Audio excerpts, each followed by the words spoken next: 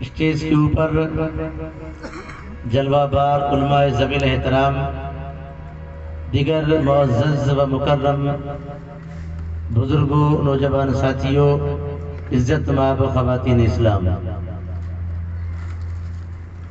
آئیے بلا تاخیر ہم اور آپ مل کر ہر ایک گنبد میں آرام فرمانے والے زندہ نبی، تمام نبیوں کے سردار، امام الانبیاء، تاجدار مدینہ، حضور احمد مجتبی محمد مصطفیٰ صلی اللہ علیہ وسلم کی پاکیزہ بارگاہ میں بڑے ادب و احترام کے ساتھ بلند آواز سے درود پاک پڑھیں۔ صلی اللہ سیدنا مولانا محمد مبارک وسلم صلاۃ والسلام علیکہ یا سیدی یا رسول اللہ صلی اللہ علیہ وسلم۔ نبی اور آل نبی کی بارگاہ میں جھوم جھوم کر درود پاک پڑھیں۔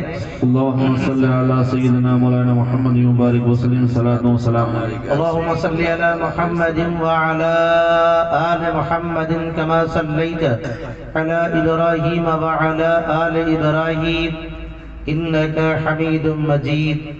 اللہم بارک علی محمد وعلی آل محمد کما بارکت علی ابراہیم وعلی آل ابراہیم انک حمید مجید۔ محترم حضرات، آج کی یہ بابرکت مجلس پاک جس میں ہم اور آپ شریک ہیں، شادی خانہ آبادی کے پاکیزہ پر مسرت موقع پر اس مجلس پاک کو سجایا گیا ہے۔ اللہ رب العزت کی بارگاہ سمدیت میں ہماری اور آپ کی یہ دعا رہے گی کہ خداوند قدوس محض اپنے فضل سے، اپنے کرم سے، محبوب دو جہاں صلی اللہ علیہ وسلم کے صدقے میں اور تمام محبوبان برحق کے وسیلے سے ہماری یہ مختصر کاوش، یہ محنت، یہ ذکر، یہ ہمارا جاگنا، بیٹھنا، بولنا، سننا اور آنا جانا، سب کو اللہ پاک اپنی بارگاہ میں قبول فرمائے۔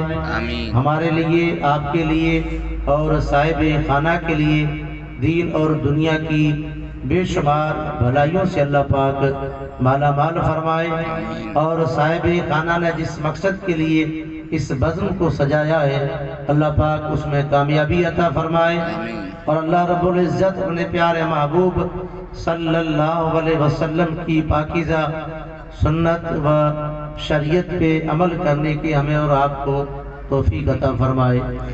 میں مختصر وقت کے لیے آپ کی خدمت میں حاضر ہوں۔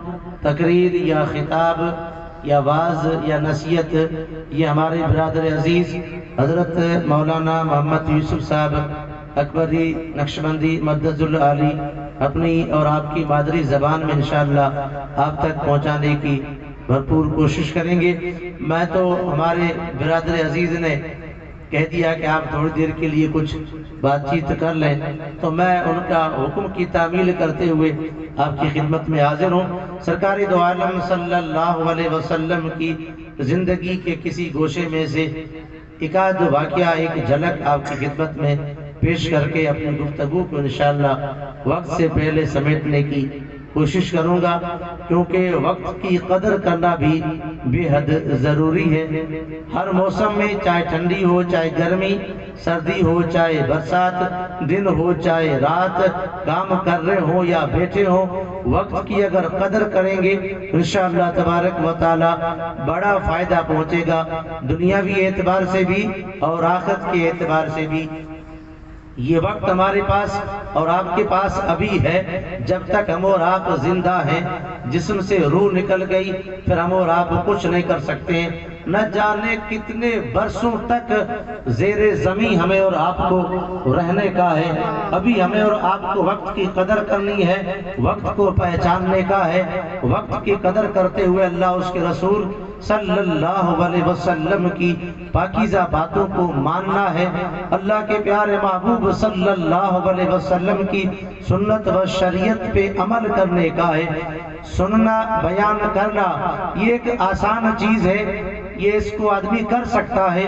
بیان کرنا ایک فن ہے، اچھے انداز میں بول لینا ایک کلاکاری ہے، اسے آدمی کوئی بھی سیکھ لیتا ہے۔ اور سننا، یہ بندہ بیٹھا رہتا ہے، آواز اس کے کان تک ٹکراتی رہتی ہے اور بات کو سن لیتا ہے، لیکن سب سے بڑی کامیابی اور سب سے بڑا کام تو یہ ہے کہ جو بات ہم تک اور آپ تک پہنچ رہی ہے، چاہے کسی بھی ذریعے سے، عالم کے ذریعے سے یا پیر کے ذریعے سے یا استاد کے ذریعے سے یا نعت خواں کے ذریعے سے یا کسی کہنے والے کے ذریعے سے، اللہ اس کے رسول کی بات اگر ہم تک پہنچ رہی ہے، یقین جانیے ہمارے اور آپ کے لیے بہت بڑی نیک بختی ہے، بڑی سعادت مندی ہے۔ اسے بہتر سمجھ کر کے اس بات پہ عمل پیرا ہونے کی بھرپور کوشش کریں۔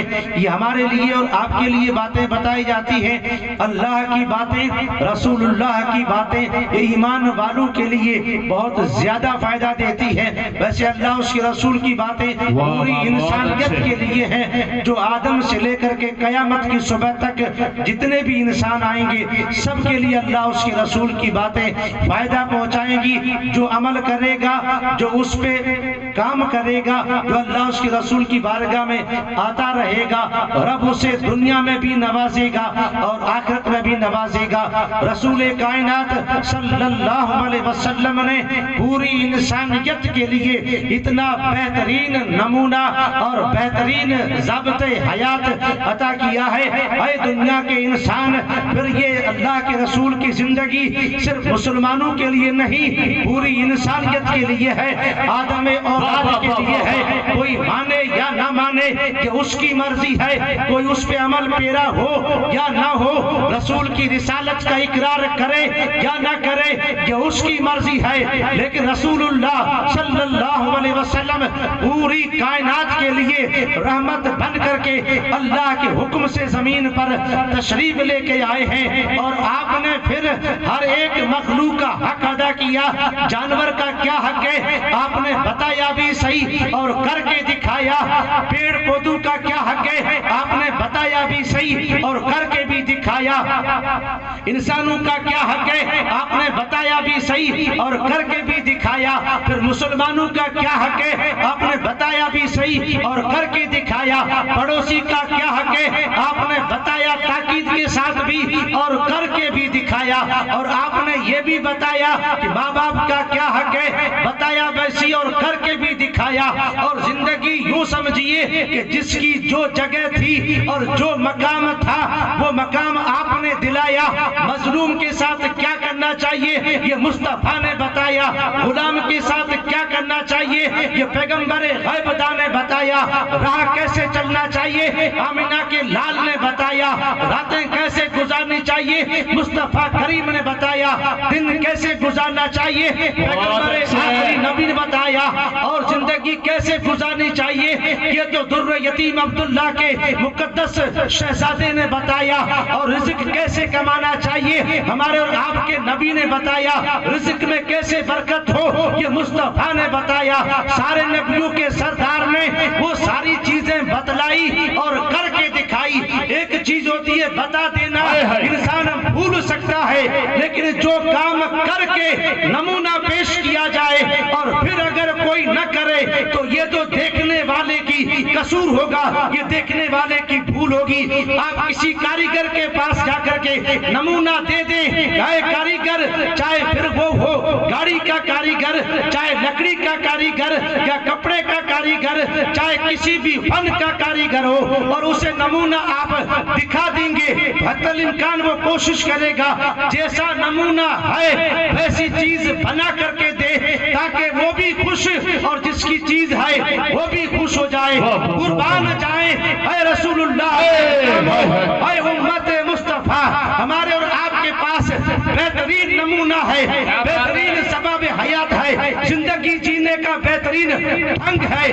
اگر عمل کریں گے تو شہنشاہ بھی بن سکتے ہیں، بادشاہ بھی بن سکتے ہیں، تاجر بھی بن سکتے ہیں، صدیق بھی بن سکتے ہیں، سچے بھی بن سکتے ہیں، عادل بھی بن سکتے ہیں، انجینئر بھی بن سکتے ہیں، ڈاکٹر بھی بن سکتے ہیں، وکیل بھی بن سکتے ہیں، حکیم بھی بن سکتے ہیں، ولی بھی بن سکتے ہیں۔ المختصر اگر عمل کریں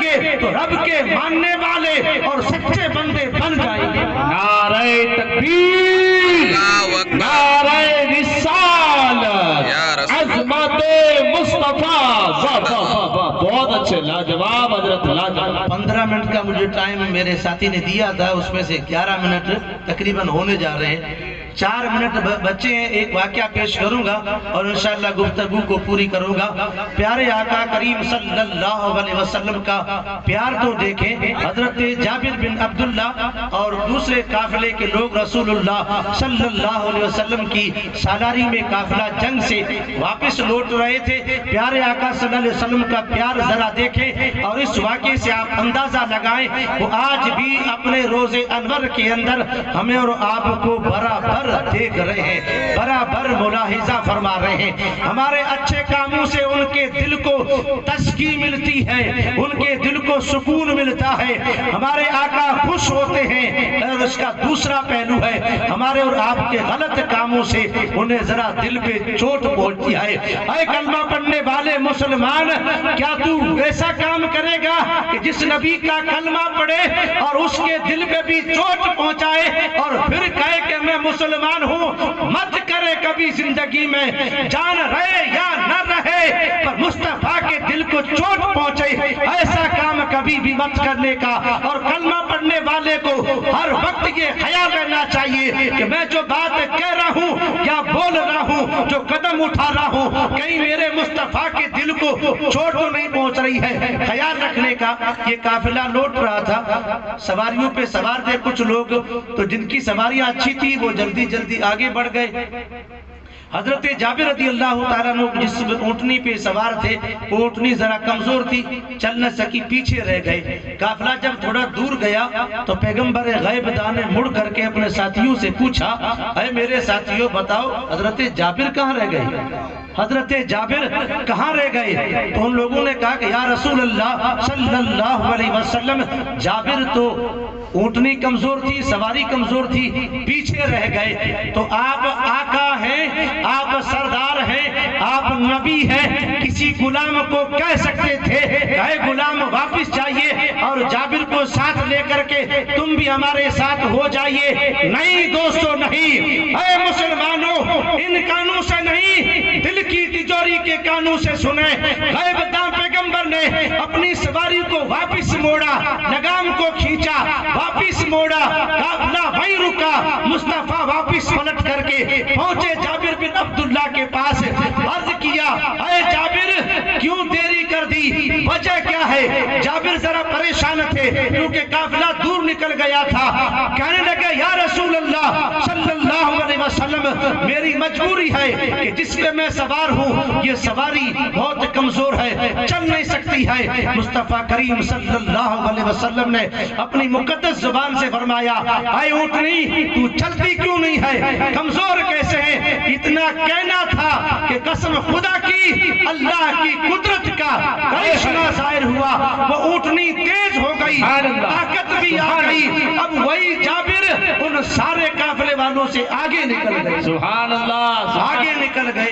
سرکار دو عالم صلی اللہ علیہ وسلم قافلے سے آ کر کے مل گئے۔ یہ بات کہنا آسان ہے، لیکن کبھی ہم اور آپ اپنے ساتھ رہنے والے لوگوں سے ایسا برتاؤ کریں تو صحیح۔ آقا کریم صلی اللہ علیہ وسلم نے واپس پلٹ کر کے اپنے غلام کی خبر گیری خود فرما رہے ہیں، کسی اور کو نہیں بھیجا۔ ایسا حق، ایسا دین، ایسا اخلاق، ایسی محبت، ایسا ضابطۂ حیات کہیں بھی نہیں ملے گا، صرف محمد عربی صلی اللہ علیہ وسلم کی زندگی سے ملے گا۔ یہ بات یہاں پر نہیں ہوئی، اس سے آگے اور بھی انوکھی باتیں ہیں۔ سفر طے ہوا، مدینے پاک پہنچے، آپ نے پوچھا، اے جابر کیا اس اونٹنی کو بیچنا چاہتا ہے؟ کیا اس اونٹنی کو بیچنا چاہتا ہے؟ اور یہ اونٹنی کتنے کی بکے گی؟ آپ نے فرمایا کہ یہ اونٹنی مشکل سے 7-8 درہم کی بکے گی۔ تو رسول اللہ صلی اللہ علیہ وسلم نے ارشاد فرمایا، ہم اس کے پورے 10 درہم دیں گے، 10 درہم دیں گے پورے کے پورے۔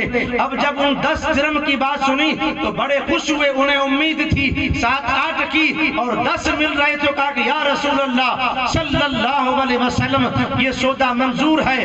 آپ نے حضرت بلال کو بلایا کہ ہمارے آپ کے پاس درہم تھے، وہ کہاں ہے؟ کہ یا رسول اللہ علیہ الصلوۃ والتسلیم حاضر ہیں۔ 10 درہم نکال کر کے حضرت جابر کو دے دیا۔ آپ نے وہ 10 درہم لے لیے اور وہ بات چل رہی تھی مجلس مجلس تھی ابھی برخاست نہیں ہوئی، کریم آقا مسکرا پڑے، اسی کی طرف اشارہ کرتے ہوئے بریلی کے امام نے فرمایا میرے کریم سے کر قطرہ کسی نے مانگا دریا بہا دیے ہیں، دربے بہا دیے ہیں۔ ارے مسلمانوں پاک کیا چوت و کرم ہے، شاید تیرا نہیں سنتا ہے نہیں مانگنے والا تیرا، نہیں لفظ نہیں ہے، کمی ہمارے اندر ہے، کوتاہی ہمارے اندر ہے، دل ہمارے خراب ہے، نظر ہماری خراب ہے، سوچ ہماری خراب ہے، زبان ہماری خراب ہے، خیالات ہمارے خراب ہیں۔ اگر ہم ٹھیک ہو جائیں وہاں تو آج بھی رحمتوں کی بارش ہوتی ہے۔ واہ واہ واہ، نعرہ تکبیر، نعرہ رسالت، عظمت مصطفیٰ، واہ واہ واہ۔ 2 منٹ آگے ہو گئے، میں معافی چاہتا ہوں، میں بہت کوشش کرتا ہوں کہ وقت سے پہلے چھوڑوں، لیکن بات شروع کر دی تھی تو پورا کرنا ضروری تھا۔ فرمایا اے جابر یہ اونٹنی میں نے لے لی ہے، اور آپ فرماتے کہ اے جابر کیا ہی بہتر ہو کہ یہی اونٹنی میں آپ کو تحفے میں پیش کر رہا ہوں، یہی اونٹنی تحفے میں پیش کر رہا ہوں، قربان جائیں خود بھیک دے اور منگتے کا بھلا ہو، ایسا نظام کہیں نہیں ملے گا، صرف مدینے کے تاجبر کے در سے ملے گا، ایسا نظام اور کہیں بھی نہیں ملے گا۔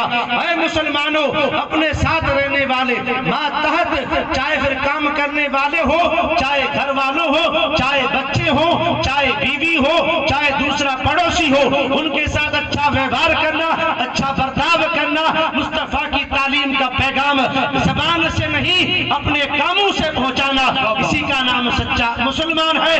ایسا جو کام کرے گا رب اسے یہاں بھی کامیاب کرے گا اور آخر میں کامیاب کرے گا۔ السلام علیکم۔